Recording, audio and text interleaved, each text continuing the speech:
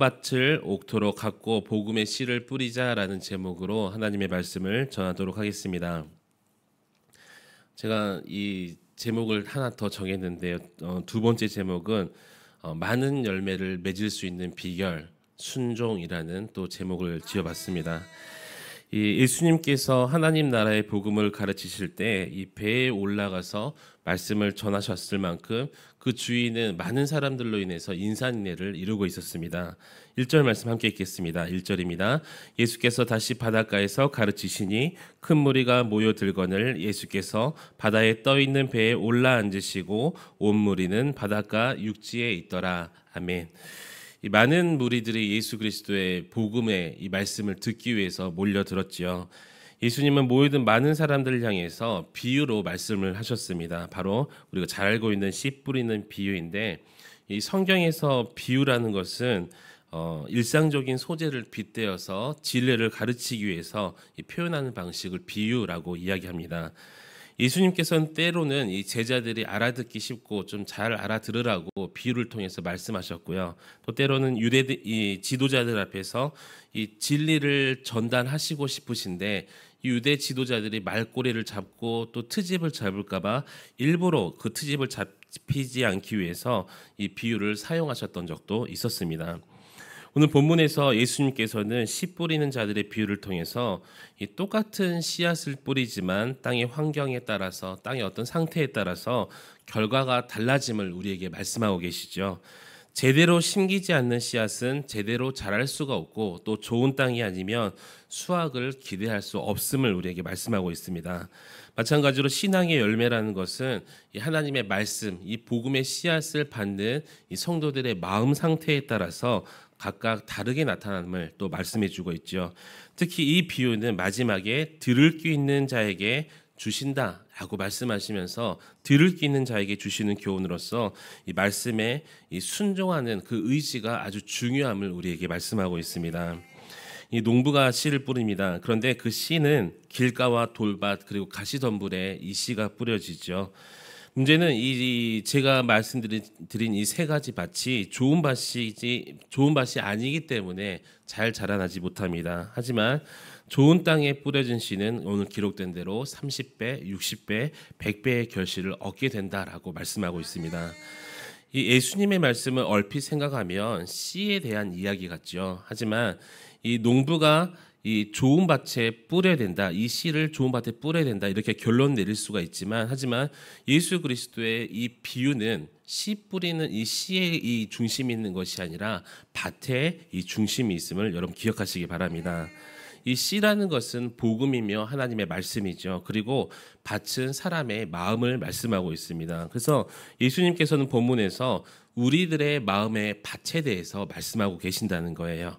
예수님이 우리의 마음 밭을 비유로 말씀하십니다. 어찌 보면 좋은 밭은 나쁜 밭에 비교해서 오늘 본문에 보니까 약 한 4분의 1 정도밖에 되지 않는다, 이렇게 이해할 수도 있습니다. 마치 우리 교회의 교인이 만약 4명이라면 3명은 안 좋은 밭, 1명은 좋은 밭 이렇게 생각할 수도 있겠죠.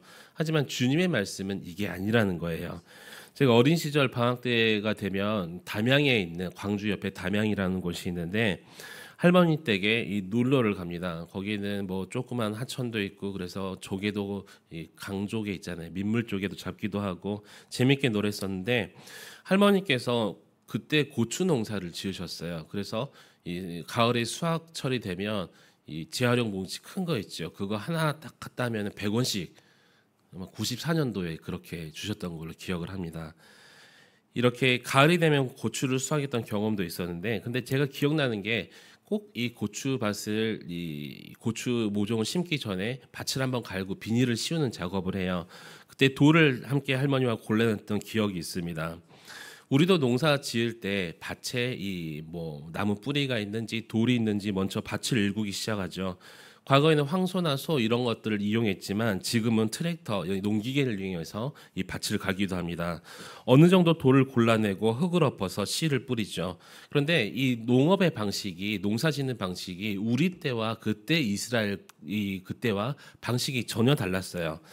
오늘날 이스라엘은 지중해 인근에 넓은 곡창 평안가가 있습니다. 근데 구약 시대에는 가나안 족속이 그 땅을 뺏어갔고요. 또 신약 시대에는 잘 아시다시피 이 로마 이 제국이 그 좋은 땅을 다 뺏어버렸어요. 그렇기 때문에 이스라엘 백성들은 골짜기에서 좋지 않은 땅에 농사를 할 수밖에 없는 그런 상황이었습니다. 좁고 열악한 골짜기 땅을 먼저 가꾸고 씨를 뿌린 것이 아니라 씨를 뿌린 다음에 그 다음에 밭을 일구는 그런 방식으로 농사를 했다고 합니다. 그래서 이 땅을 경작해서 씨앗이 흙 속에 묻힐 수 있도록 먼저 씨를 뿌리고 그 다음에 이 땅을 경작했던 거죠. 그래서 우리가 이 생각했을 때는 그때 당시에 세 가지 안 좋은 밭과 좋은 밭이 있었겠구나라고 생각 들 수도 있겠지만, 하지만 예수님 당시에 처음부터 좋은 땅이라는 것은 없었다는 거예요. 씨를 뿌리는 밭은 골짜기에 큰 돌이 묻힌 돌밭이나 또 골짜기 끝은 행인들이 다니는 길가였고, 또 음지는 가시덤불, 이런 이 땅들이었습니다. 결국 이스라엘의 농사지을 땅은 처음부터 예수님의 비유 셋 중 하나라는 것이죠. 길가거나 돌밭이거나 가시덤불이거나 모두 문제가 있었던 땅이라는 거예요. 여러분, 우리의 마음밭도 마찬가지라는 것입니다. 누구 하나 문제 없는 밭이 없다라는 것이죠.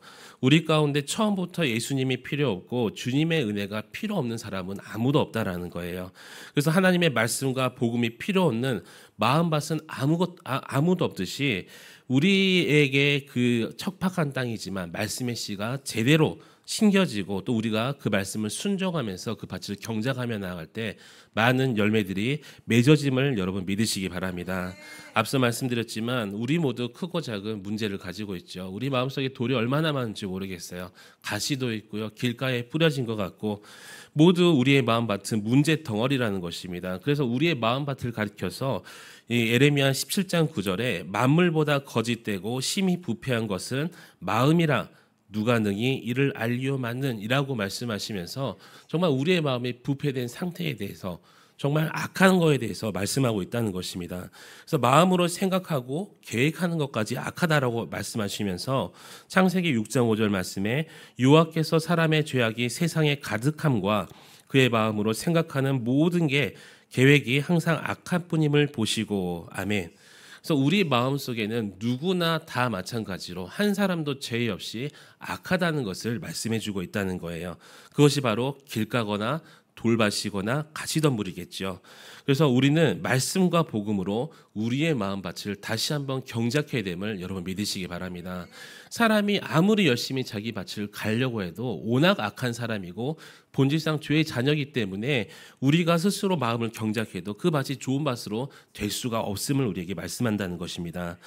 모든 죄악된 것을 갈아엎어야 되겠죠. 무엇으로요? 하나님의 말씀과 그 복음으로 우리의 마음을 오직 복음의 말씀으로 갈아엎을 수 있기를 우리 주님의 이름으로 간절히 축원합니다. 오늘 이 시간에도 이 말씀을 통하여서 우리 마음속에 하나님께서 귀한 복음의 씨를 뿌려주고 계시겠죠. 그 말씀의 씨가 우리 마음밭에 뿌려지고 있어요. 그래서 우리가 마음을 잘 경작하고 말씀의 씨앗을 잘 심겨질 수 있도록 마음을 밭을 갈아엎어야 된다는 것이죠. 지난날 우리의 마음밭이 나쁜 밭이 어떤 간에, 아니면 어떤 문제가 많던 간에 이제는 결코 말씀 앞에서 문제되지 않음을 여러분 기억하시기 바랍니다.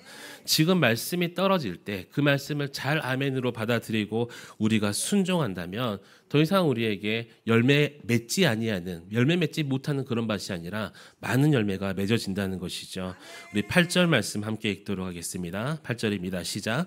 더러는 좋은 땅에 떨어짐에 자라 무성하여 결실하였으니 30배나 60배나 100배나 되었느니라 하시고. 아멘. 하나님께서 말씀해 주세요. 우리가 하나님 그 말씀에 순종하고 그 말씀의 씨앗을 잘 갖고 나갈 때 마음에 30배, 60배, 100배의 열매를 맺게 해주신다고 약속하셨음을 여러분 기억하시기 바랍니다. 오늘날 우리 농업 기술이 많이 발달해서 옥수수 하나를 심어도 대략 그 한 알 때문에 300알 이상을 얻을 수가 있다고 해요. 또 300개, 400개 사이를 수확한다고 하는데, 사실 이 이스라엘 당시에는 10배 정도의 이 수확이 있었다고 합니다. 엄청난 차이죠. 오늘 말씀하시는 것은 30배, 60배, 100배, 이것은 우리가 상상할 수 없는 그 많은 것들을 하나님께서 베푸심을 약속한다는 것입니다. 여러분, 하나님의 이 약속과 하나님의 은혜는 우리가 상상할 수 없는 그 무엇이 있다는 거예요. 비교할 수 없는 그 무엇이 있습니다. 여러분, 지금도 우리 주님께서는 상상할 수 없는 축복을 어쩔 때요, 하나님의 말씀을 잘 듣고 순종할 때 그것이 나에게 옥토밭이 되어서 많은 열매를 주신다고 약속하고 계십니다. 여러분의 마음밭의 상태는 어떠십니까? 오늘 말씀 들으니까 또 소망이 생기지 않으십니까? 내 마음밭의 상태가 어떨지라도 우리가 그 심겨진 우리에게 뿌려지는 그 말씀의 씨앗에 잘 순종하기만 한다면 마음밭의 상태가 더 이상 문제가 되지 않겠지요. 지금 내 마음의 밭이 길가거나 돌밭이거나 이 가시덤불일지라도 오늘 주시는 말씀에 순종하며 나아갈 때, 또 나에게 주시는 말씀을 아멘으로 받고 그 말씀대로 살아갈 때 여러분의 마음밭이 옥토밭이 됨을 여러분 믿으시기 바랍니다.